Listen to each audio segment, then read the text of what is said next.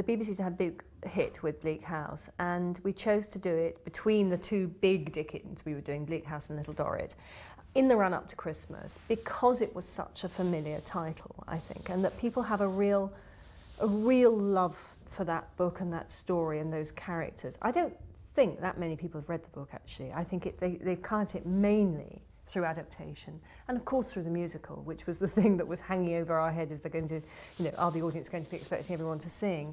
And of course it's a title that people know from a very early age. You know, it's quite a few school adaptations of Oliver. So we thought this would bring a young audience to television drama adaptation.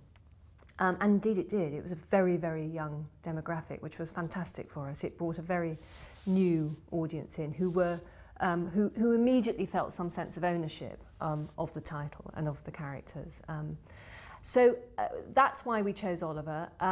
You know, when you do Oliver, the thing you've got, people won't, they know the basic story, but they don't know the twists and turns. And they want to see Fagin, Dodger, Bill Sykes, Nancy, you know, and Oliver himself faithfully brought to life and given a sort of a new feeling. When we decided to do it, we wanted to make it feel very vivid, very immediate, very emotional, and to play the rather cumbersome backstory right through the adaptation as a sort of menacing thriller, you know, so that everything was conspiring to keep Oliver from a happy ending. There were so many things that were conspiring to keep Oliver from a happy ending, but our little boy, who was a wonderful little performance from William Miller, you know, was the feisty, dogged, determined, you know, to get to whatever his happy ending might be.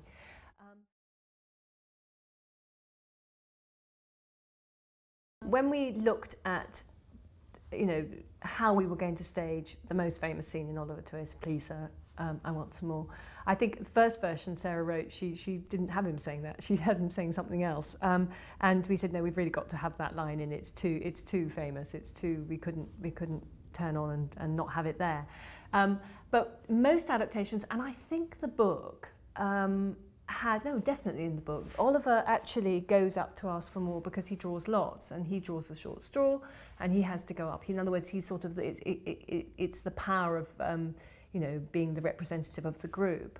And, you know, and I think in the book, Oliver's much more of a victim than we made him. He's much more of a little, he's sort of, the thing I've always slightly found tricky with Oliver is he's sort of born posh, you know, he's brought up in this workhouse, yet somehow is this sort of angelic posh boy who has, you know, been born in the wrong place. Well, of course he's born in the workhouse. He may turn out to have rich relations by the end, but he's born in the workhouse.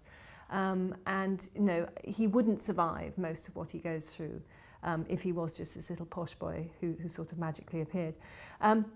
And Sarah always wanted our Oliver to be a bit more of a fighter, and we thought that was more modern. It was also more, it was more interesting dramatically, rather than things just happening to him, that he fights in some ways, and that his vulnerability comes from his youth and his frailty, rather than from his sort of lack of oomph. So she decided not to have the drawing lots, and she decided to have him motivated by the brutality around him, and motivated by, you know, particular brutality that had happened to a small friend of his. So that was one of the biggest differences. And I think as a result, you see Oliver, I think you are absolutely, you know, fighting with him. You don't just sort of wait to see what the fallout will be to this point. We know what ghastly thing's going to happen to him next. You want to see him triumph and prevail, and it's the moment where I hope the audience became completely connected with him.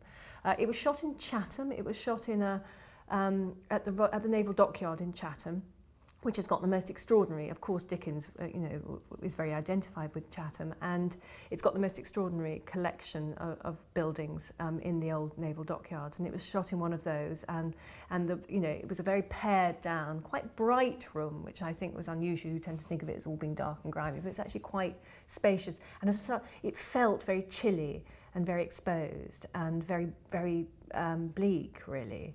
And then this little boy, you know, with this extraordinarily beautiful, expressive face, comes up and faces, you know, a comic villain. And Bumble isn't, he's not like Murdstone and David Copperfield. He's not he's not actually an object of terror. He's an object of comedy, but he's big. And he can, you know, he's twice, 3 times the size of Oliver, and that's what gives him the power at that moment. By the end, he's exposed as a kind of complete buffoon.